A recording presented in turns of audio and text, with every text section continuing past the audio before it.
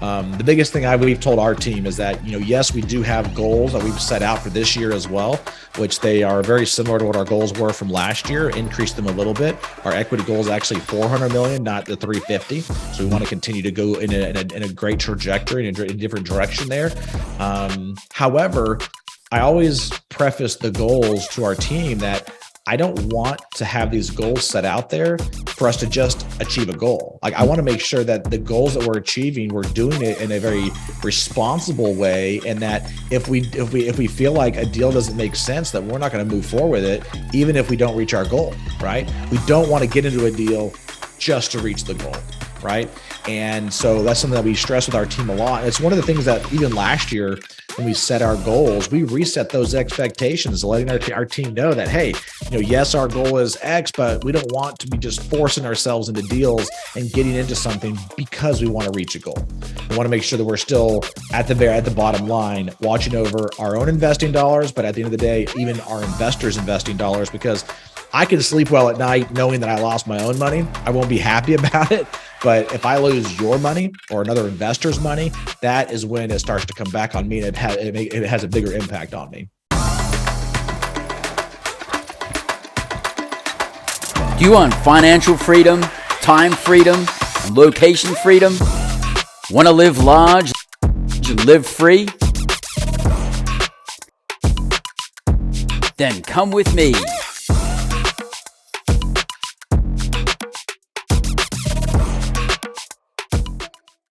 G'day, I'm Bryce Robertson, and welcome to another episode of Freedom Hack Radio. Today, we have a very special guest, Mr. Dan Hanford. Dan has an extensive, successful background in starting multiple seven-figure businesses from scratch, including a large group of non-surgical orthopedic medical clinics located in South Carolina.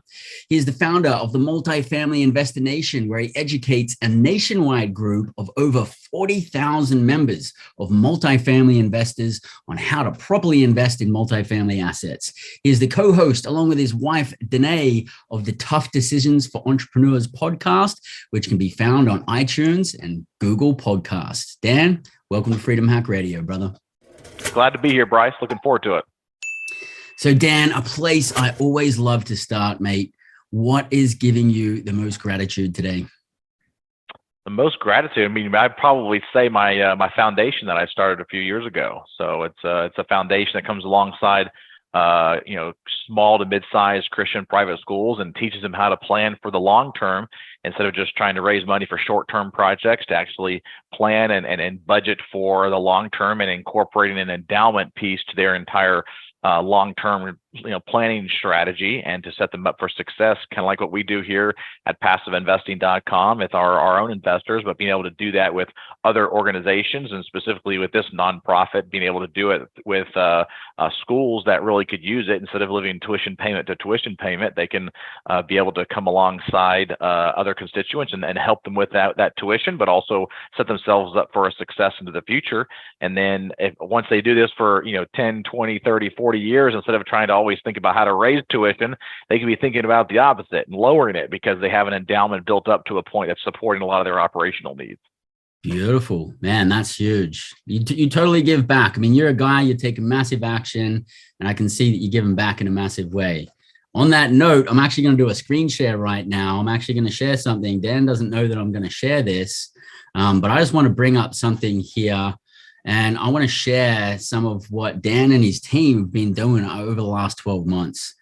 And so right here, we actually have Dan from passiveinvesting.com. This is their 2022 transaction volume. Just a couple of metrics here. So first off, Dan, I want to say congratulations, because you have taken massive action.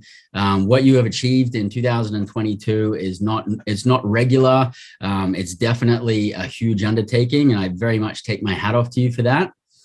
Another thing, dude, I'm just looking at this, and I'm looking at you guys acquired nearly 700 million of assets, over 400 in multifamily, about 70 in storage, 120 in car washes, and 25 in hotels. You had raised almost 300 million from investors, and distributed nearly 100 million to investors.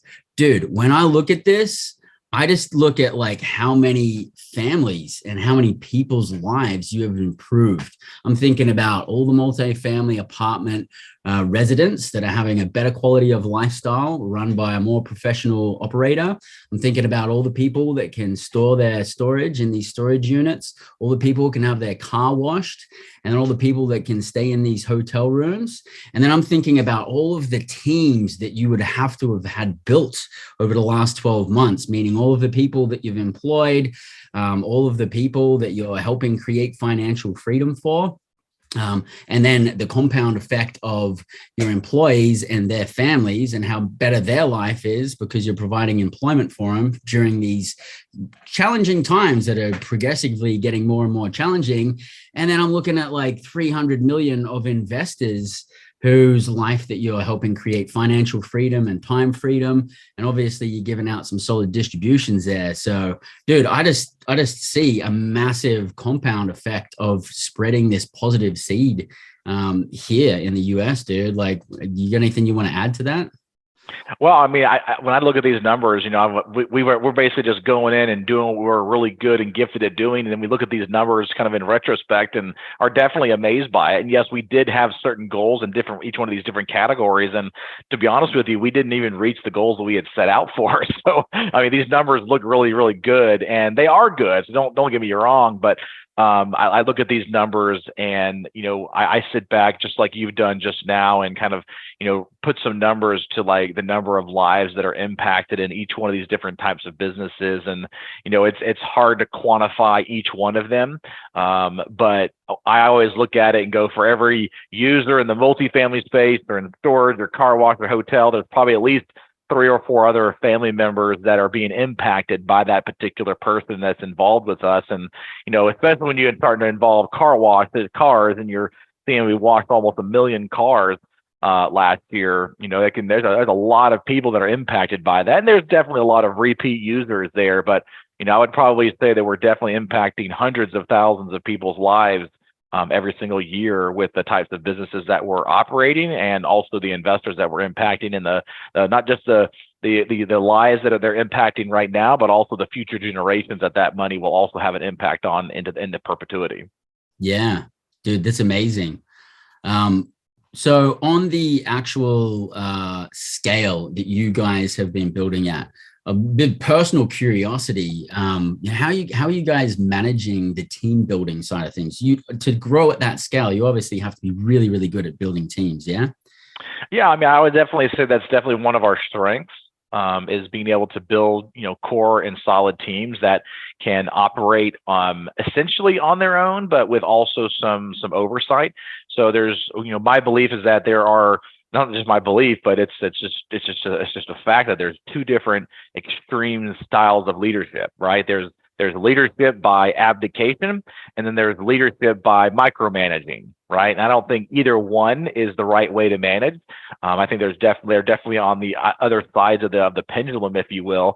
But I feel like somewhere in the middle is really where it needs to be. So it can't be complete abdication, but it can't be just constantly hovering over somebody's shoulder and making sure that they're doing what they're supposed to be doing. There should be some form of autonomy there. And so for us and our teams that we build out, we do give them a lot of freedom and a lot of leeway. We also give unlimited PTO as well, because we don't want to feel like we have to continue to manage their time.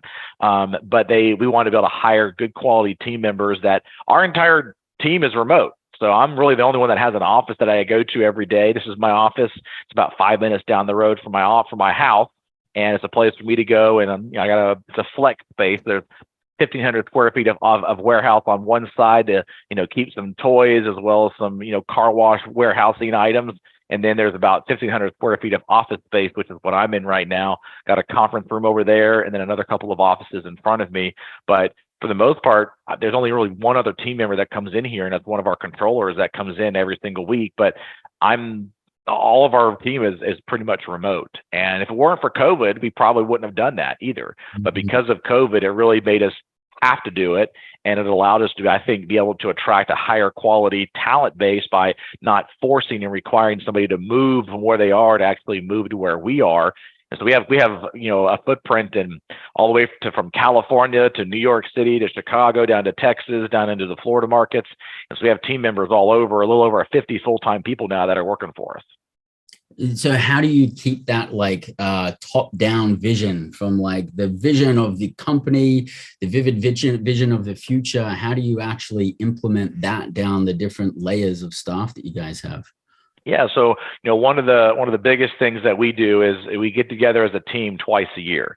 So typically our directors get together once a year towards the end of the year and into the middle of Q4, kind of setting this tone and setting this stage for the ending of the current year, but also to set the stage for the new year coming up and to be able to set some goals and some targets for that new year. And then we also get together once a year, typically at our MFIN Summit or our MFIN Con, if you will, coming up right now in Charlotte in June. We get together, and even right now we have the CEO of Taco Bell coming in to actually be one of our keynotes, and we've actually asked him to speak to our group one-on-one, right? So we get some specialized kind of one-on-one time with some of these elite speakers that we get to have come in and be able to teach our team directly. And so with those types of events are what we can actually go there to be able to disseminate our kind of state of the union, if you will. But we also have regular meetings with our directors. And so the directors typically report to the managing partners.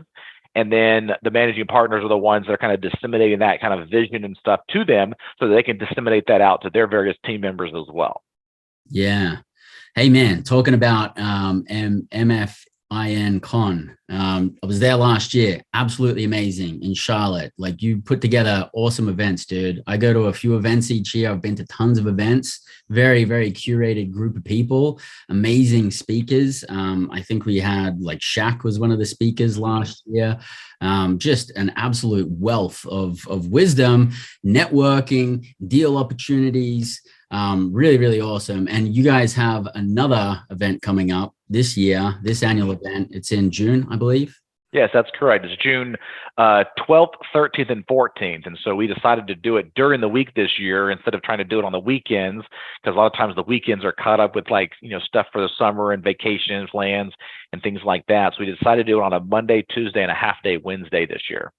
I'm super stoked on that. I think that's really awesome. And I think a lot of other event organizers should adopt that, especially this is kind of essentially a bit of a business event, right? Yeah. So having it through those business hours, that's great. So can we have a little bit of a sneak peek on some of the speakers that are going to be there and some of the content and things you're going to be sharing at this event? Yeah, so I think one of the biggest things that's going to happen here is we're going to be talking a lot about the market news and what's happening in the market, right? Because, I could give you an update today, but tomorrow it's going to be different, which is what we're kind of seeing right now in the market. But the market updates from the industry experts are usually some of the most popular items that we do. We also have a lot of panels. This year, we've also, because it's primarily a multifamily event, but we've also this year now added a third track that's going to be all about alternative assets.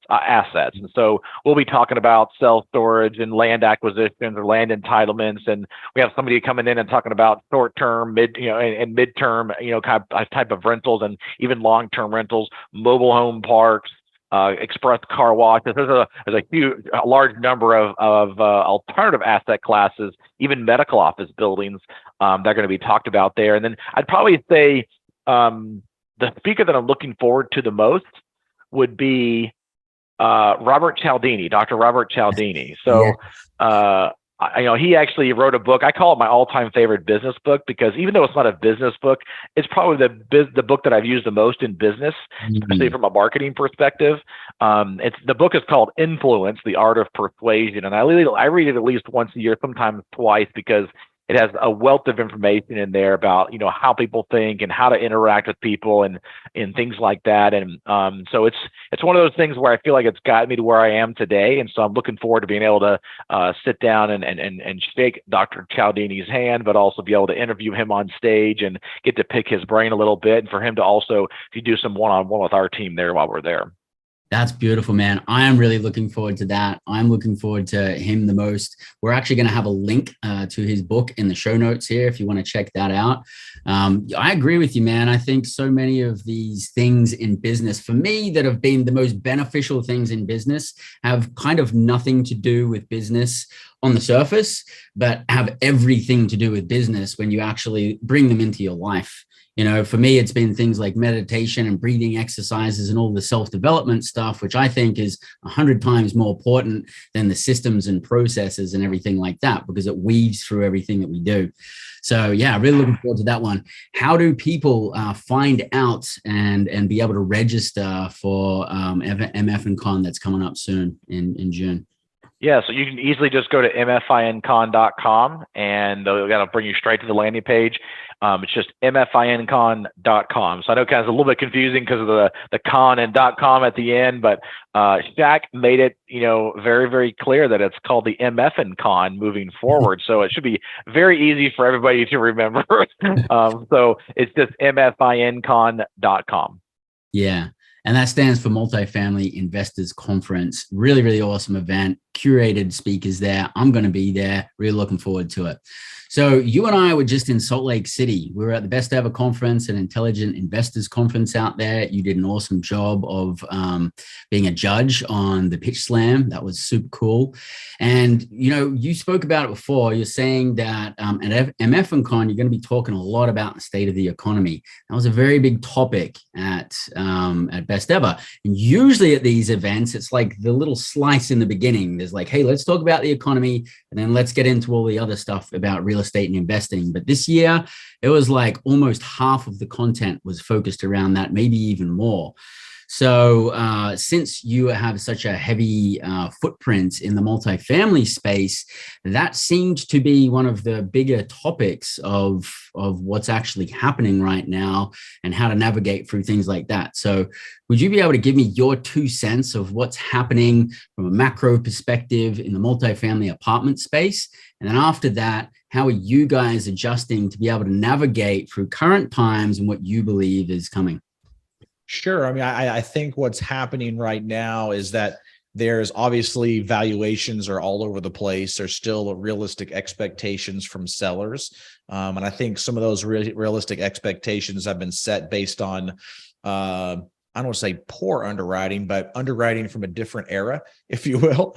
When deals were underwritten, a year, 2 years, 3 years ago, and their plan was to exit in 3 or 4 years, or maybe it was to exit in years 5, 6, or 7, but they're being forced to sell earlier. They're not hitting the return numbers and the metrics that they're needing to hit to be able to properly exit those appropriately.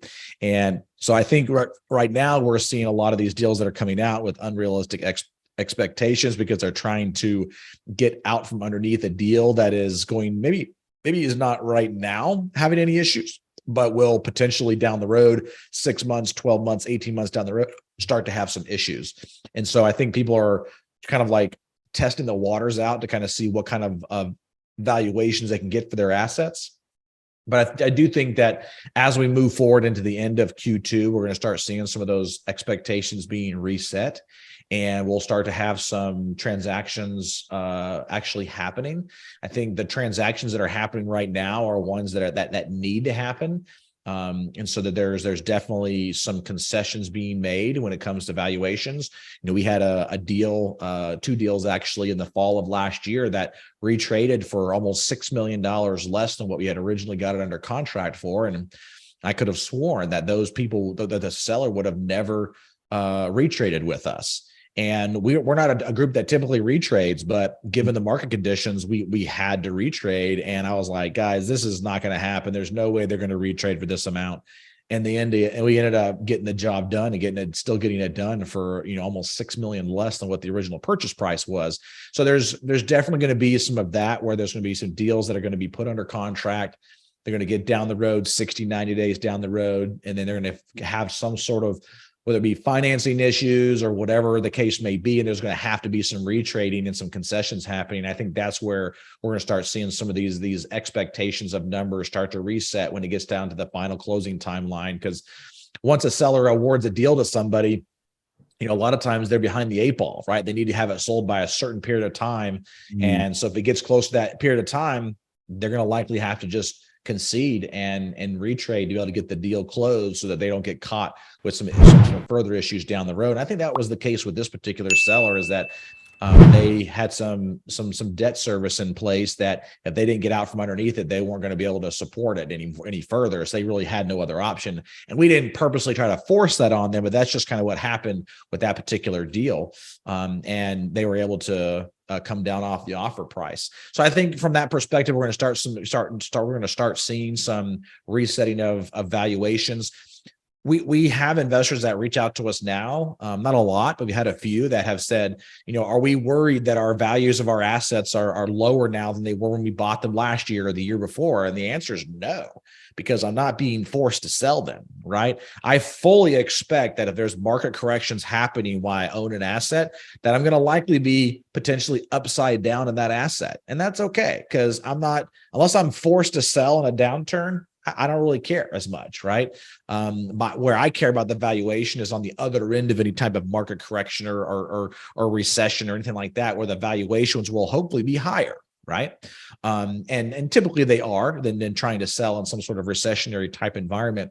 But I do feel like it's kind of up in the air as far as exactly what the Fed's going to do moving forward, especially with the latest, banking industry collapses and things like that. That there's I would hate to be in their position right now to try to make decisions, but it's I think I think that it's kind of 50-50 as to whether they're going to continue doing some increases or if they're going to kind of hold off or what's going to happen there. But I think at the end of the day, whatever happens will be stronger on the other end, if you will.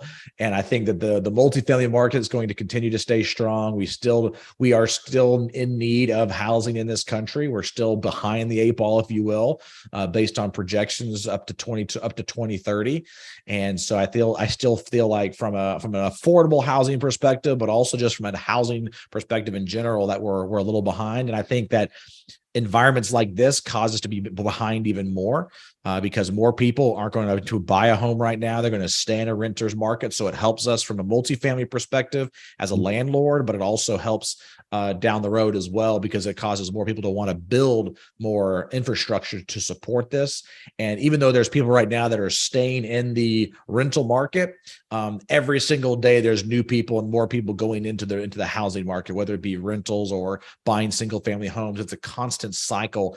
And I think that's one of those things that's going to, because it is something that next to food is the second thing that a person needs to have, which is a roof over their head, a house over their head.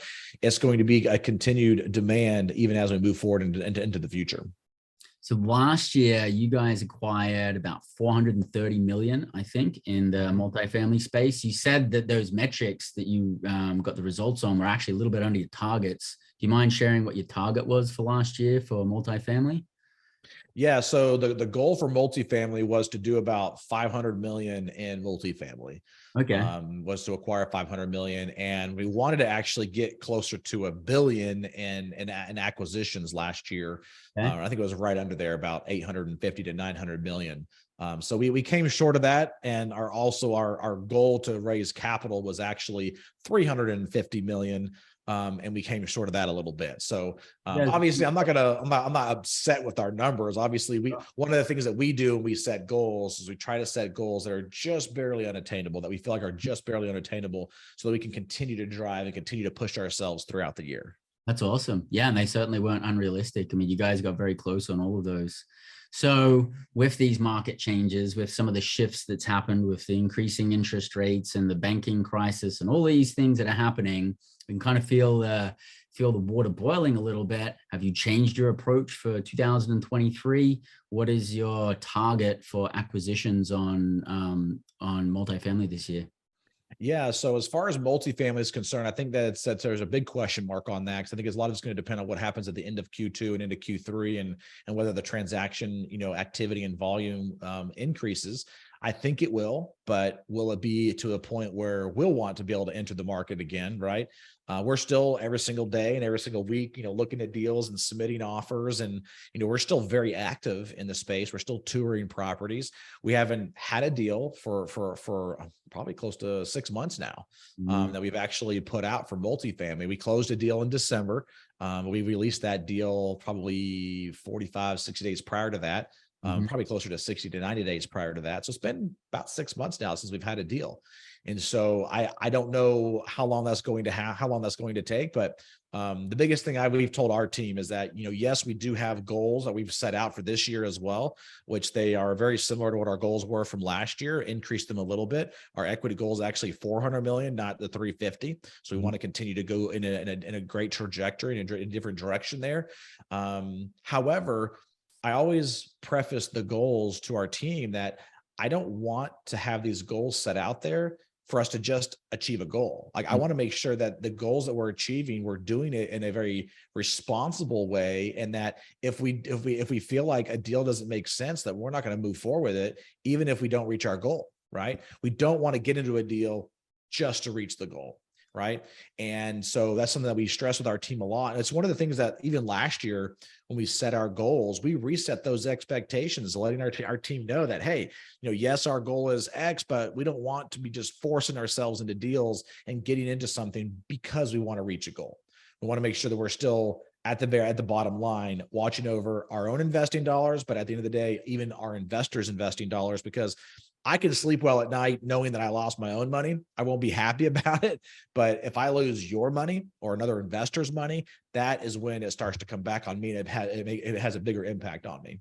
Yeah, nobody wants to get stuck with a hot potato. We're in this for the long term. I suppose metaphorically, I think that's a bit similar. I just actually started on embarking on a mountaineering venture for the next couple of years, and actually training to hike like some of the large mountains in the world. And I suppose the same concept is like the summit is the goal, but like, you're not going to like go to the summit in spite of like risking your life or something like that, right? It's we have to make these decisions. And I think right now where we are economically, I think it's very wise for a lot of us to stop and make a pause. And I don't think there's enough investors out there, and I think probably especially in the multifamily space, that are actually stopping and pausing. I think maybe some egos, especially with some younger people, get involved, and you're like, man, this is such a big deal, we could make so much money if it all goes right, let's just do it. But this is not the time to like take a chance per se. So on that, previously you actually mentioned, you were talking about your underwriting and you were talking about valuation. So first question, super quick, do you think that 2023 is going to be our first opportunity in the multifamily space to get some discounted properties? I would say yes, because there's going to be deals that banks are going to be forced to take over the assets, and these people are going to have to be forced to sell. I've already heard and have people calling me to try to help save them out of deals that are, not doing so well. And, we look at them, and if it makes sense for us, then we can kind of move forward with it. But so far, we haven't really found anything that really makes sense for us to take over from somebody based on the current market conditions, and hopefully try to save their investors, if you will. I don't ever want anybody to lose money. But at the end of the day, it has to make sense for us if we want to bring on a new set of investors to be able to acquire something. But I do feel like we're going to start seeing, I think it's going to probably be, into Q3 and maybe even into Q4, we're going to start seeing the waters recede, if you will, to see whose drawers are down, if you will. Yeah. Good way to put it.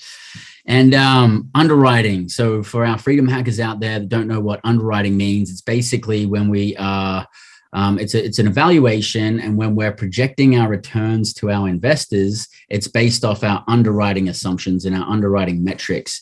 And Dan, I'd be really curious to hear what your opinion is on what you think some of the safe metrics are in underwriting right now. I've seen a lot of multifamily people add on like 25 basis points to their exit cap. And I personally don't think that's going to cut it, but I'm also not like a multifamily expert. So I'm curious on what you've got to say about, some of those metrics.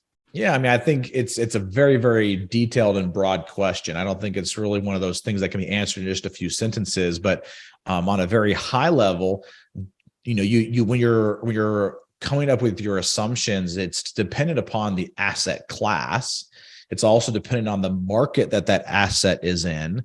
And so there's a lot of different metrics like with that. And I'll give you an example. So one of my mentors told me from the very beginning, they said, if you're buying a kind of lower end asset, class C, class B minus, whatever, and in a similar asset, in a similar market class, you're going to want to project an exit that has probably closer to 10, 20, sometimes 30 basis points higher on an exit per year for every year that you're into the deal, right? And so for someone just to say, hey, all of my assets, I just always do 20 basis points. Well, I agree with you. I think that's probably a bad way to do underwriting, because underwriting has a bit of an art, but also a science to it. And part of the art is knowing the type of asset that you're buying and knowing whether or not there's stability in that market cap rate based on the asset that you're buying. And so, for example, like a similar asset that's maybe in a class area and is a kind of suburban class A, if you will, they're not going to need 20, 30 basis point increases on the exits, because even if you look back at the last financial crisis back in 2008, there was a lot of cap rate stability in those newer product type assets. So if you look at and you base your underwriting assumptions on some things that have happened in the past, like the financial crisis, things like that, you will see that there was not a huge delta in those exit cap rates and the spreads on those exit cap rates from when somebody bought them to whenever they actually sold them, or from what assets were selling for before 2008 to what they were selling after 2008 when it comes to the newer products, right? Now, again, the older vintage products, I think, are going to, there is going to be some decompression of those cap rates a lot greater than what they were underwriting for. And I think those are also some of the assets that, instead of getting a 20% plus return on those assets that were originally projected, where they were buying a Class C asset at a sub 4% cap rate over the last couple of years, I think it's going to be harder for them to do that moving forward. You know, one of the pivots that our group made in the early part of 2020, in January actually of 2020, right before the pandemic hit, we actually pivoted to only buying newer product assets. So most of ours are direct from the developer or within about 5 to 10 years old. So I think our average asset in multifamily is around 7 to 8 years old. So it's a very young portfolio, which we feel creates a lot of stability for us and our investors. It's also why a lot of the institutional investors go after those assets, because there is stability in those assets. There's not a lot of unknown CapEx items that just randomly get brought up. And they can hold on to them in any type of economic cycle and still sell them at a good exit point. So bringing all that back together, bottom line is, from an exit cap rate scenario, it has to be, I feel like, dependent upon the actual type of asset that you're buying and the type of market that you're buying it in, and then baking into it exit assumptions that are reasonable based on that particular asset, whether it be if someone just says 20 basis point increase over a 5-year hold, I don't know. I don't care what asset class that you're in. That's probably a little bit too aggressive, right? I also think that it's important for investors to kind of see a worst case scenario and a best case scenario, right? And so that's kind of what we typically try to project is, hey, if this property does extremely well and we perform it almost perfectly, this is what the potential is, right? And then if we don't perform it exactly the way we project and it's a little bit underperforming, here's what that exit scenario would look like. And those exit scenarios are based on those cap rate assumptions on that asset, based on the entry mark and the exit cap scenarios as we're going to exit those properties. Beautiful. That's a great way to present deals. That's excellent. So talking about alternative asset classes and opportunities that you see, I know that you're putting your foot down this year on putting your pedal on the gas on car washes.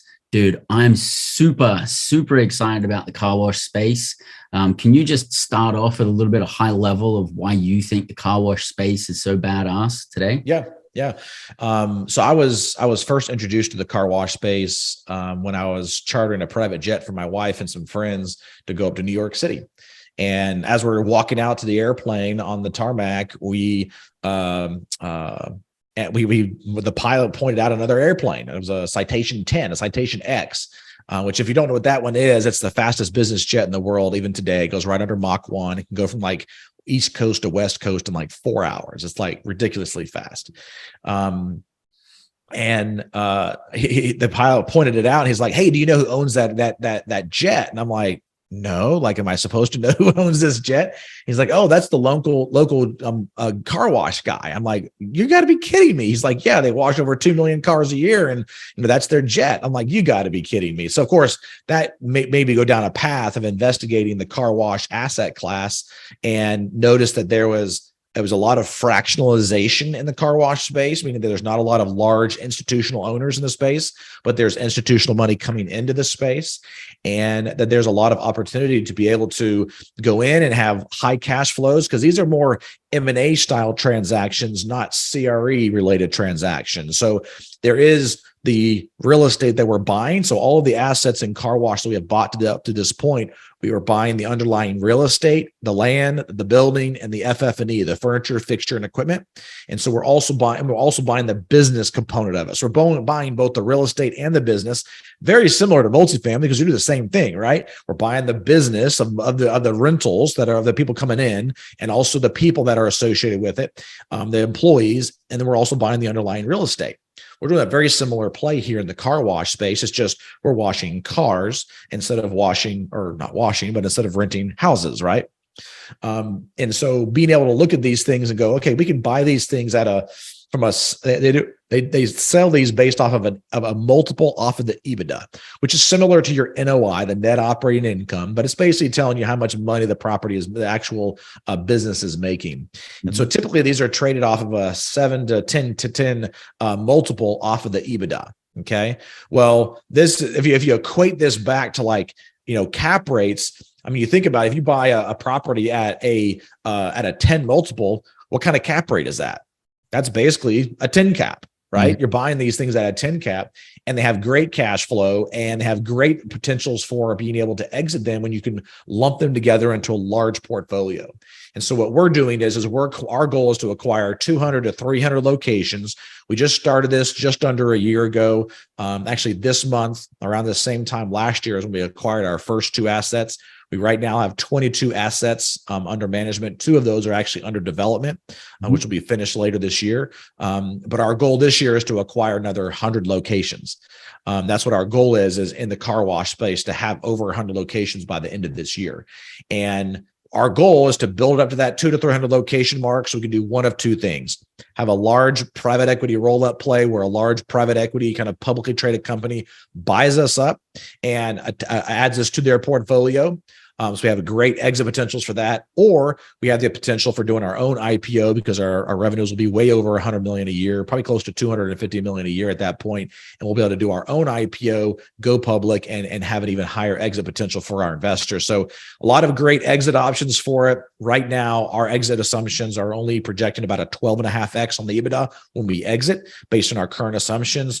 The transactions that we've seen kind of in the small to mid-market space has been around a 15 to 17 multiple off the EBITDA when there's a larger portfolio being sold. Once it gets over 100 units, we've seen some transactions that have traded 22, 23x on the EBITDA, which for us, that'd be great to be able to do that, to see our investors get nice, easy kind of 30, 35, 40% returns when we exit these portfolios. Yeah, dude, that's awesome. Such an untapped space. And based off the metrics that you're talking about, you guys washed nearly 1 million cars last year. Dude, by Q3, you'll be able to buy that jet. Yeah, I prefer the fractionalized ownership with jets, because I've priced it out with jets, and I don't know if you can see it on my screen here, but I'll put my video up. You can see those. Oh, nice. 3 jets above there. Those are the 3 jets that we actually have a fractional ownership in, and so it's nice to be able to use somebody like NetJets or this other company we use called Volado, that allows us to be able to jump around and get around whenever we need to, and don't have to worry about the maintenance and the headaches of managing the pilots, as well as the hangars and the insurance and the bookings and all that kind of stuff. So I'm sure that's almost essential with the amount of activity you guys have got going on. You need to get from like A to B super quick. Yeah. Yes, I would agree with that. And I would say that the plane that we fly the most is the Honda jet, because it's usually good for like up to 4 people. And usually we have 2 to 3 that are flying around trying to look at different properties, and most of them are regional within the Southeast. But the Honda jet's nice because it still has 2 jet engines, it still has 2 pilots that fly it, and it goes the same speed as the larger jets. But it only allows us to really seat maybe 4 people, sometimes 5 or 6, but typically 4 people. But we can get it from here to Dallas or up to Chicago, pretty much the majority of the United States on this side. When it comes to like the Salt Lake City trip, of course, that's going to be a citation latitude issue if we're using the larger jet. Beautiful, man. Buzzing around, living at large. Love it. So, all of this activity going on, a lot of things, you got a lot of complexities going on there. What do you do on a daily basis to stay grounded, to basically give yourself the strength to go into the next day and keep all of this sustainable? Yeah, I would say one of my kind of daily rituals is to get up around like 5:30 in the morning, and I sit down and have a nice cup of coffee in front of the fireplace in our master bedroom with my wife, and we just talk about the day and kind of what's upcoming. And it's one of those things that really allows us to kind of set the tone for the day. And if we don't do it, we can tell. It's kind of interesting. But with my wife, and managing the family things on a day-to-day basis, we have 4 children, 12, 10, 6, and 5, 3 girls and a boy. Things can be a little bit busy in the life side of things, and so being able to have that time, that dedicated time, I think is very, very important.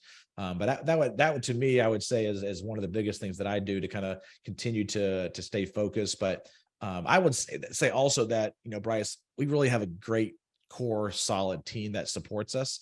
I can literally go away for a month and not worry about things. I feel like we definitely I've built out a strong core team that can support the investments as well as our investors for many, many years and into many, many decades. Beautiful. Given that you're in that position and that you've worked on your business, not essentially in your business, do you actually lean on that and take a month off sometimes and kind of get out and about? Yeah, I actually do. So typically the month of July, usually it's some part of June and into sometimes of August, but usually it's in the summer months. Now we have kids that are in school. We do that.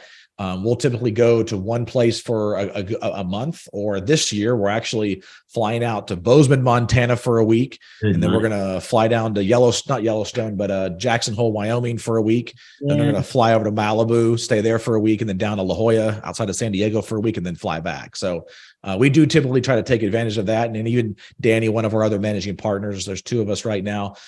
He actually spent some time the entire month in the UAE in January with him and his family. And so we definitely do take advantage of that when we can. But I will say one of the most important aspects of being able to get to the point of being able to work on your business instead of always in your business is that you have to work in your business at some point, right? And even with the car wash space, there's a lot of things that we've learned and that we've been able to change and modify and even transform the industry by just working in the business and understanding how the customers interact with us and how they think, and how we're giving them different types of sales pitches and different options and how to modify that. And then we can take that back to the teams and really incorporate it into what we want to be able to accomplish and be able to see it sustain that way. But you don't a lot of times figure that stuff out until you actually get in your business. And the problem is that people usually do one of 2 things. They either are in their business too much, so they don't step back and work on the business. But then there's the flip side of that, where people sometimes abdicate too much and they don't focus enough in their business, right? Usually it's the other way around. Usually it's somebody who focuses too much inside the business and they're not taking time to work on the business, which is one of the things that we always hear gurus say is make sure that you take time to work on your business, not always in your business. But my philosophy is that you need to make sure that you're spending enough time in the business so that you could actually work on the things that are important, that are actually being worked on your business. You can see the faults and see the areas that need to be improved and tweaked. That's beautiful. Yep. Sounds like a perfect balance. Well, we're going to have to wrap it up here. And before we do, how do our Freedom Hackers keep the conversation going and find out more about all of these exciting investments this year?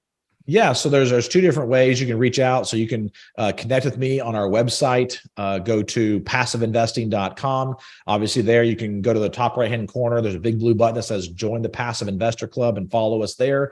And then the other way is if you want to just follow me and some of the content that I'm putting out, you can go to linkwithdan.com. That just brings you straight over to my LinkedIn profile, linkwithdan.com. You can connect with me further there on LinkedIn.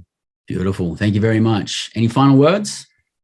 Nope. I think that is it. Appreciate you having me on, Bryce, and look forward to seeing you there at the MFI Con in Charlotte in June. Absolutely. It's been an absolute pleasure. Thanks for sharing all of your wisdom today, Dan. And for all of our Freedom Hackers out there, this is Freedom Hack Radio. I'm your host, Bryce Robertson. And until next week, live large, live free. G'day, this is Bryce Robertson. I'm your host here at Freedom Hack Radio, and I truly hope that you got a ton of value out of the episode that we just shared with you. And if you did, make sure to subscribe on your YouTube channel. Make sure to subscribe to your favorite podcasting platform. Hit the notification button so you can find out about the next episodes as they come out. Because if you haven't achieved financial time and location freedom, you really need to be dialed in here. So make sure to subscribe and follow us along as you grow on your path to financial, time, and location freedom here at Freedom Hack Radio.